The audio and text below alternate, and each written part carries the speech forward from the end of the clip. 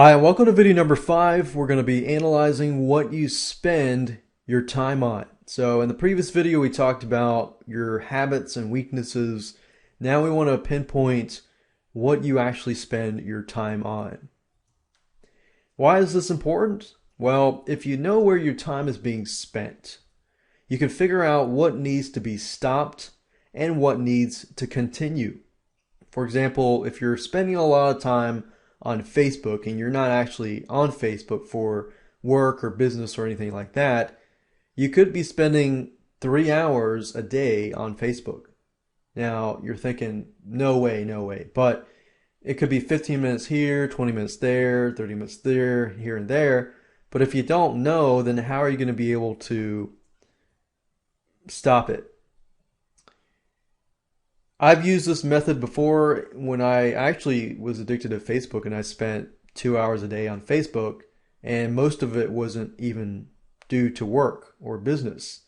And once I figured out that I was spending about 2 hours a day, I minimized that, and now I only spend about an hour a week or less.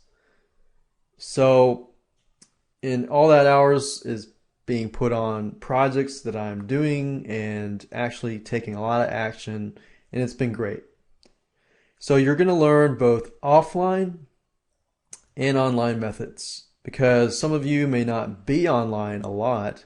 Some of you may be online. If you're online a lot, then and you're on your computer on a lot, then the online methods will help a lot. So once you see where your time is being spent, it'll make things just easier to adjust. So let's do an offline analysis. Sometimes it's good to have somebody else to tell you their observations of how you spend your time. It's not going to be easy. In fact, those of you who do not like constructive criticism, you're probably going to get offended by this when somebody gives you constructive criticism. Now, just imagine though, you want this criticism and you want to improve, you want to make those realistic goals, get those decisions made and complete them. So you want to be open to getting somebody to tell you the truth. So a lot of times they can see more than you can see yourself. So only choose somebody that sees you consistently. Don't choose somebody who does not choose you consistently. Now, if you don't have another person to help you, then you're going to need to do it yourself. The way you do it yourself is, for example, you can document what you do. So go about your regular day and document after every few hours exactly what you do. And this could be in the form of, okay, I woke up, and be detailed. I woke up, I wanted to work, but I decided not to work because I was in bed. So I stayed in bed for another hour and I woke up and I had to work, I had to do business, but I decided to, go watch a movie and instead. And I figured, okay, I had this project and I have to do it later, but I could do it later, so I decided to watch another movie. And at that point, I was finally working. I was determined to get this done. I was desperate. I wanted to get it done. Then the phone rang and my girlfriend or fiance or wife or son or daughter called me and this and that. And from that point, I got distracted. I had to take care of something urgent for my son or daughter or wife or husband or so forth, whoever it is that you might be calling you. And I want you to do that and be honest. And the next day, let it sit and just go over it the next day and analyze it and see what happened. Where did the distractions happen? And what do you need to do to resolve these distractions? Like the phone, tell your family and friends and so forth, hey, between these hours and these hours, do not call me unless it's a dire emergency. If something happens, like you need to go to the emergency room, then call me. But these are hours that are specific. And those hours, you could say, okay, I'm addicted to Netflix or I'm addicted to movies. then cancel your Netflix subscription and only get movies from Redbox or some sort of Redbox from Walmart or some sort of DVD and so forth. And that's something that I had to do personally in order to really focus. You have to figure out what are your distractions. You could even go to an extent where you say, hey, okay, I'll treat myself to Netflix or I'll treat myself to a movie if I complete a certain project. So that's the offline analysis. The online analysis is using specific computer programs that will sit on your computer and analyze every single program that you open up, every single website you visit, and so forth. And it'll give you a chart of everything that you do.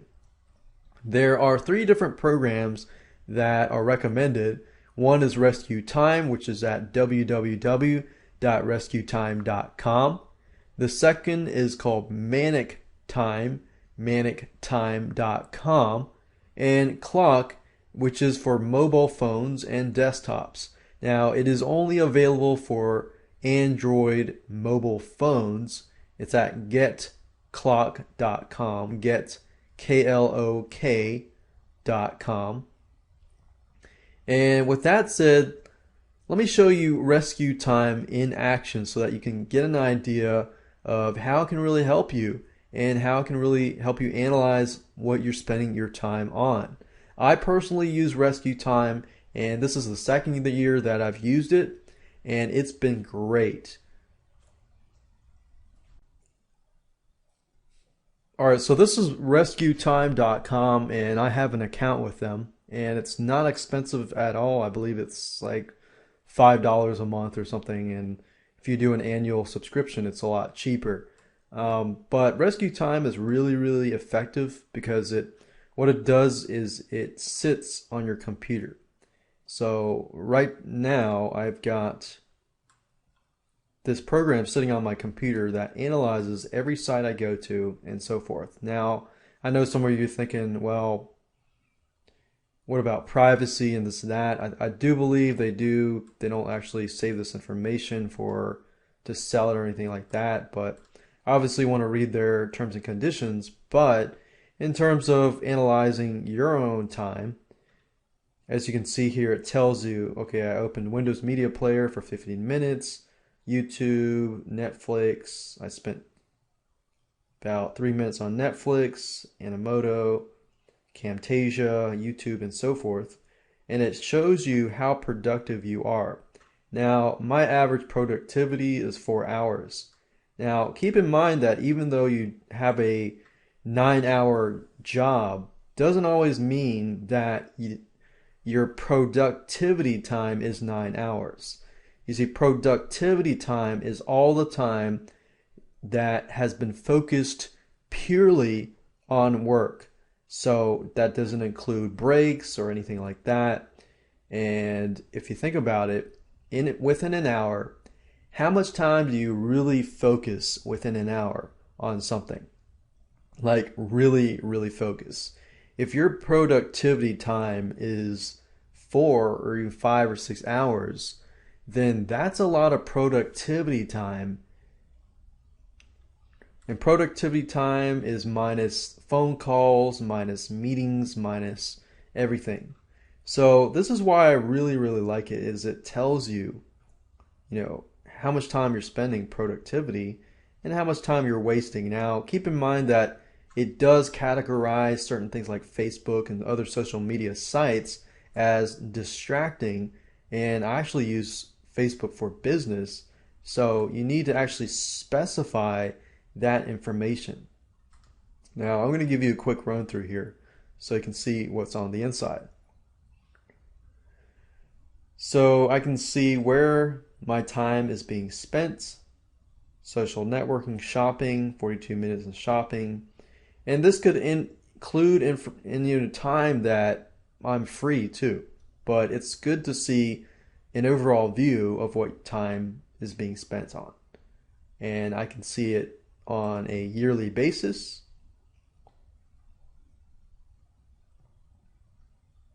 Let's see, 80 hours, weekly basis, daily basis, and monthly basis. So you can see how you are improving over time. And that's the beauty of it. And it breaks it down by categories: design, social networking, entertainment, business, software development, and so forth. And you can break it down further by clicking activity summary, and you can actually see exactly what you spend your time on in specifics. Like Gmail, I spend 16 hours total for the month in Gmail because I have a lot of emails coming in and out. Amazon, spend time on there, and Notepad, PowerPoint, MS Word, and so forth and so forth. So as you can see, it shows you a layout of how much, even if you have, let's say you have businesses, you could focus on, okay, how much time am I spending in certain businesses? Which business is taking more time? Which is taking less time? Which one is producing more results? And which one is producing less results? And what do I need to be focusing my time on? So this really, really helps, and it digs down deep.